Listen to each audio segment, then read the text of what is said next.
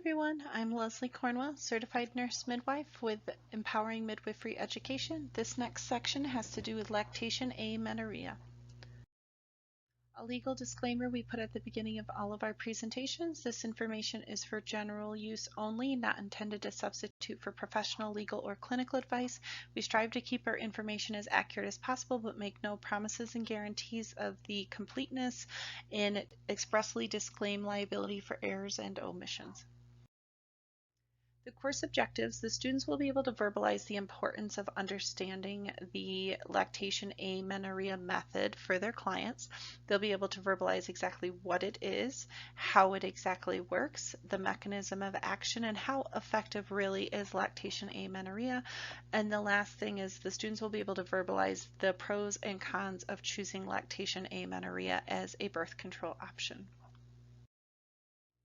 So why is this topic important? As midwives, we do contraception counseling after delivery and have a discussion if they want to space their babies, if they want babies back to back, if they're done having babies. Part of our goal is to support them to understand every option for birth control available, and that includes lactation amenorrhea.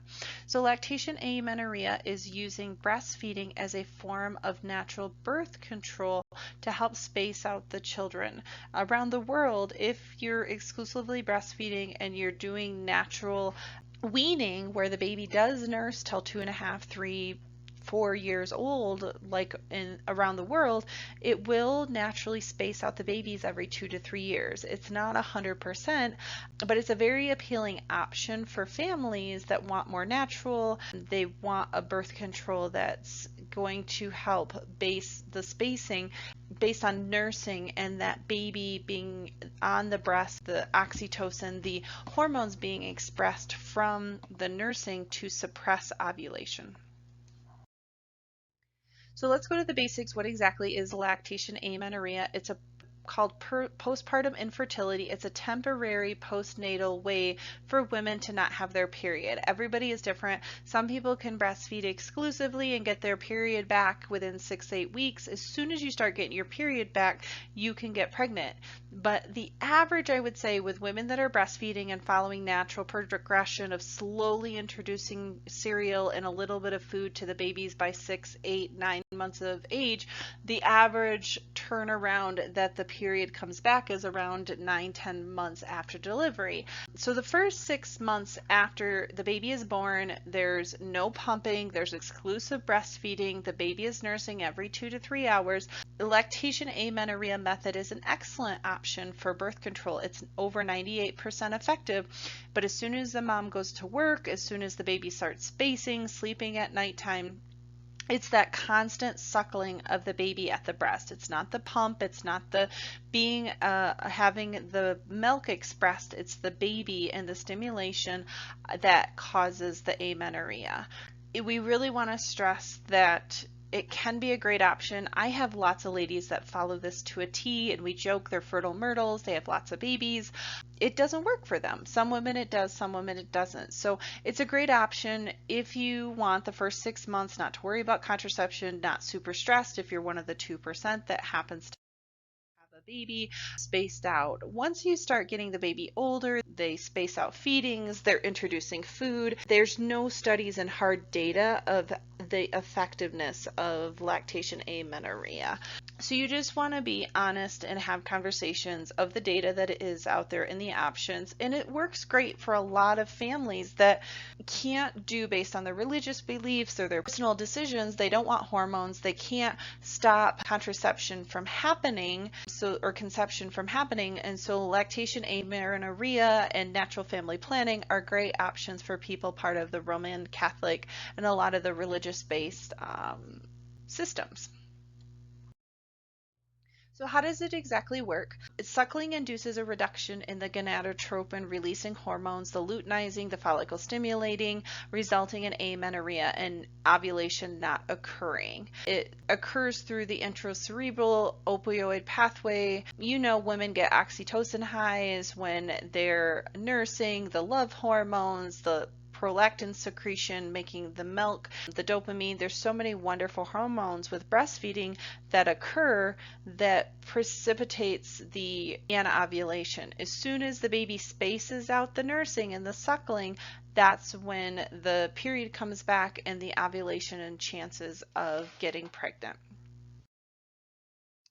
So I always stress to moms, it's a great option. The first 6 months of life, you're not pumping, you're not going back to work, and the baby is eating every 2 to 3 hours. It's an excellent 98% effective. As soon as you start going back to work, as soon as you start pumping, as soon as the baby starts spacing out feedings from directly nursing on the mother, say you want some girls' nights out, you want to go away for a weekend, as soon as there's no hard data to show where that 98% starts going down from these little adjustments in your lifestyle.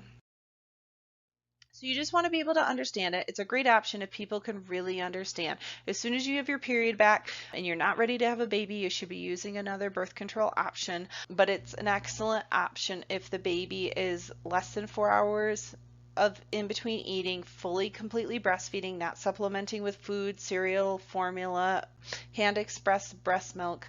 There's very key things that you have to be looking for to use lactation amenorrhea as an option. So the mechanism of action, it's a highly effective. The data ranges between 98 to 99% effective, particularly the first couple months. But as soon as you start spacing out the feedings, that's where that variability comes in. So it's still a very great option the first 6 months. The advantage to it, it's cheap, it's easy, breastfeeding is amazing. It's a great way that our bodies biologically naturally space our children out.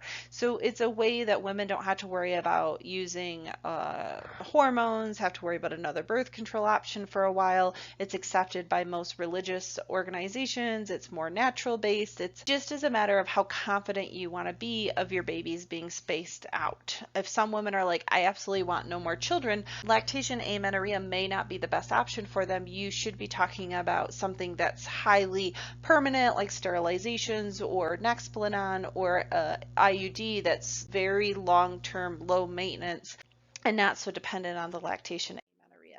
The disadvantages of we're human beings, our bodies are biologically wanting to make more babies, and if all of a sudden the baby spaces out a feeding and sleeps for 6-8 hours that night and you had sex the day before, it takes time and you will eventually get your ovulation back. It doesn't protect against STDs like condoms and barrier methods do. There's no hard data to show. Every woman is different, but we do have confidence the first 6 months of life that it is a great option if you follow the specific rules. But once you start introducing some variables, it's just highly unpredictable of the effectiveness. Once you start spacing, you start pumping, you start separating, you start feeding the baby food, it's not as reliable of an option.